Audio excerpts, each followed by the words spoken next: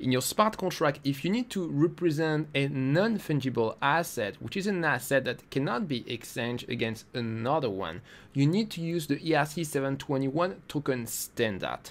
Instead of creating your own implementation of ERC721, it's faster and safer to use the implementation of OpenZeppelin. In this video, I'm going to show you how you can create an ERC721 token with OpenZeppelin.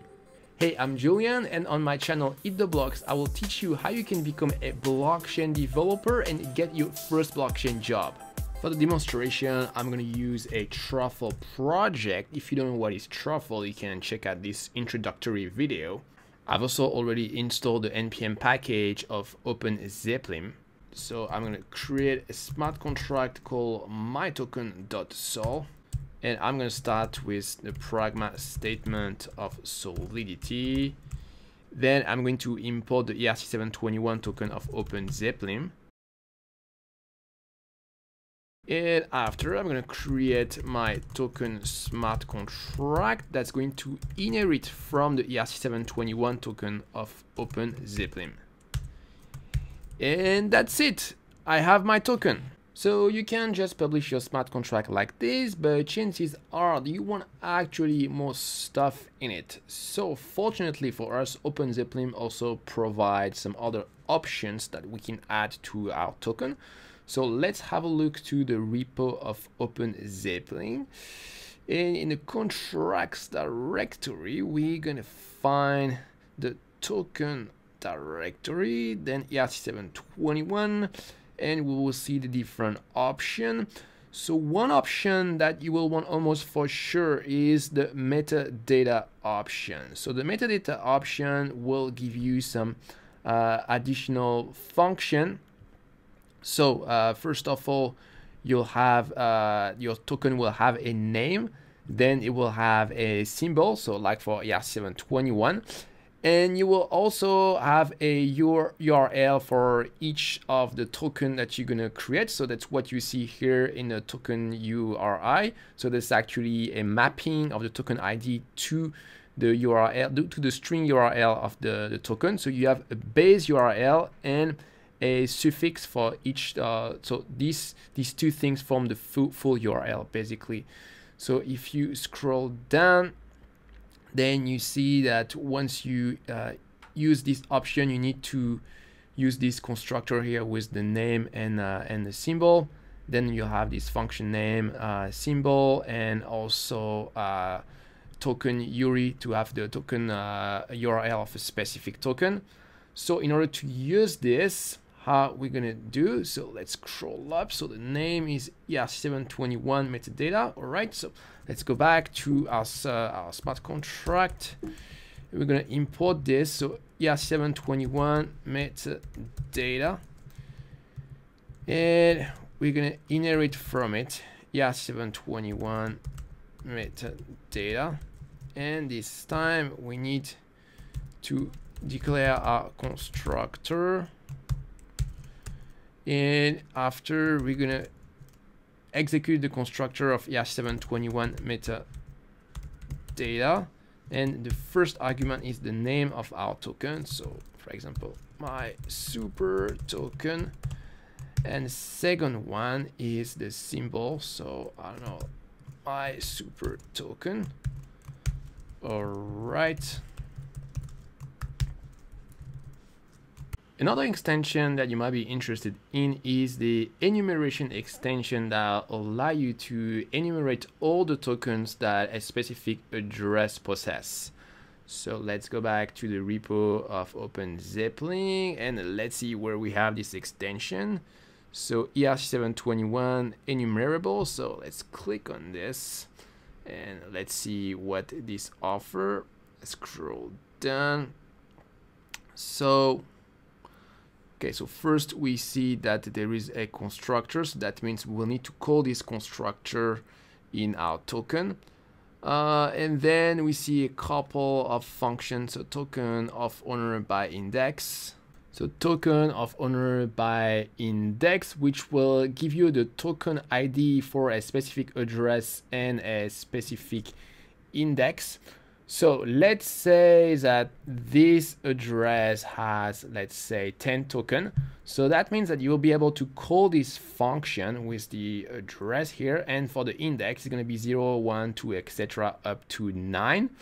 And after, when you will try to call this with index equal 10, then this require statement here is going to fail. So if you want to enumerate all the token of a specific address, then you call this function with the correct address. You start with 0 and you increment it until you have an address, until you have an error. Then we have two other functions. So total supply, so that will give you the number of tokens that were created on this smart contract.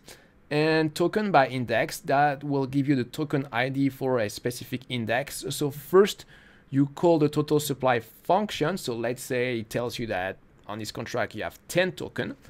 Then you'll be able to call token by index from 0 to 9. So you'll enumerate all the token of the contract regardless of who is the owner. And after, if you go out of bounds, then this requires statement here is going to fail. So with these three functions, so with this one here, you can list all the token of a specific address. And with these two functions, you can list all the token of the whole smart contract regardless of the address. So if we want to use this in our smart contract, so let's see how this works.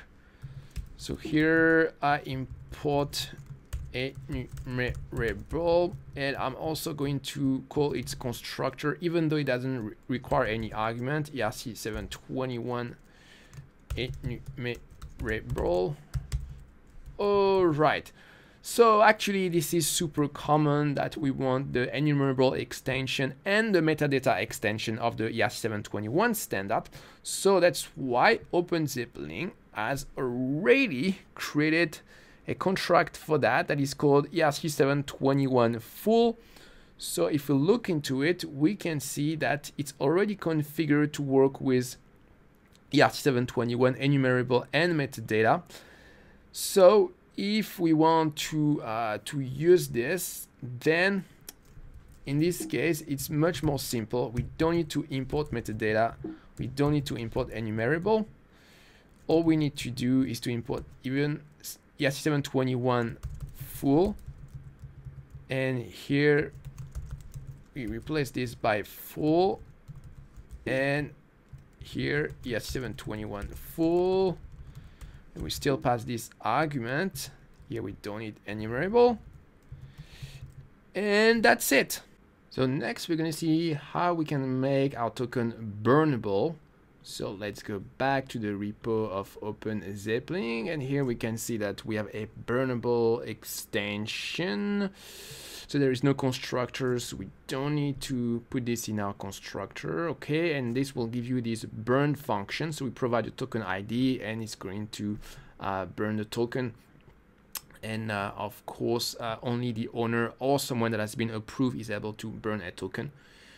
So the name of this is ERC721 Burnable. All right, so let's import this. You have ERC721 Burnable. Okay, by the way, let's re-import our normal ERC721.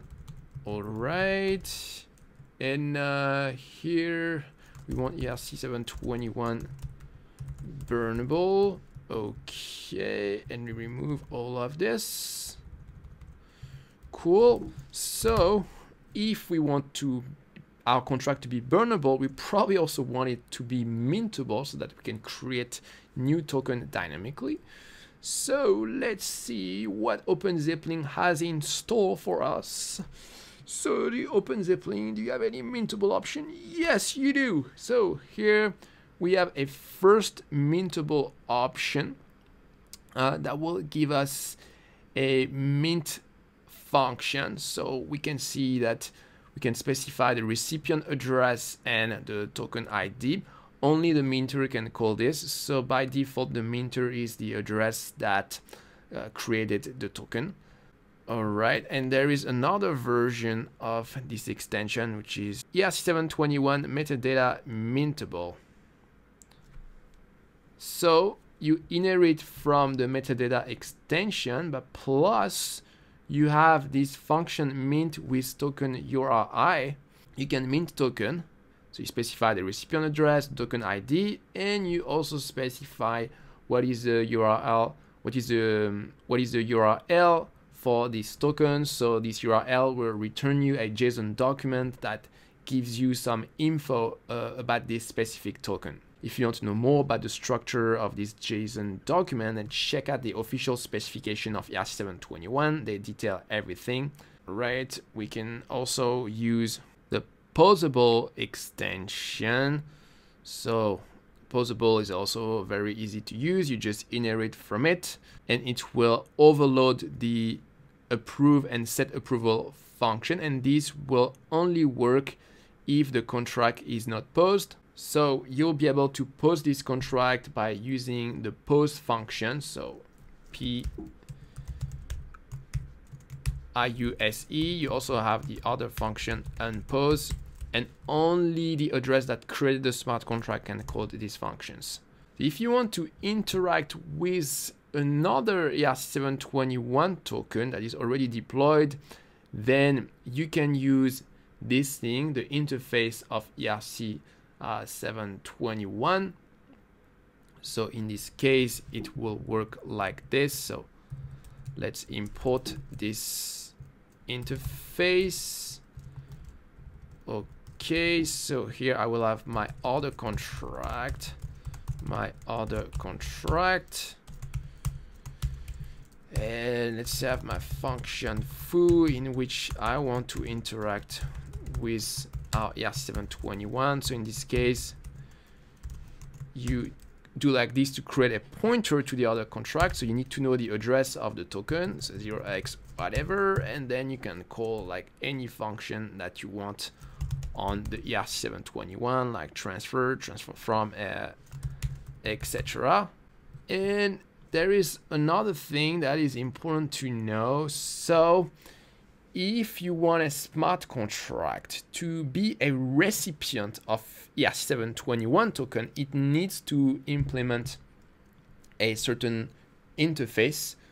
It needs to implement this function here on ERC721 received, and it needs to return this magic value. So you can actually make your contract ERC721 compatible very easily by just inheriting from this contract here, ERC721 holder. So let's create another contract my ERC721 holder, and here ERC721 holder.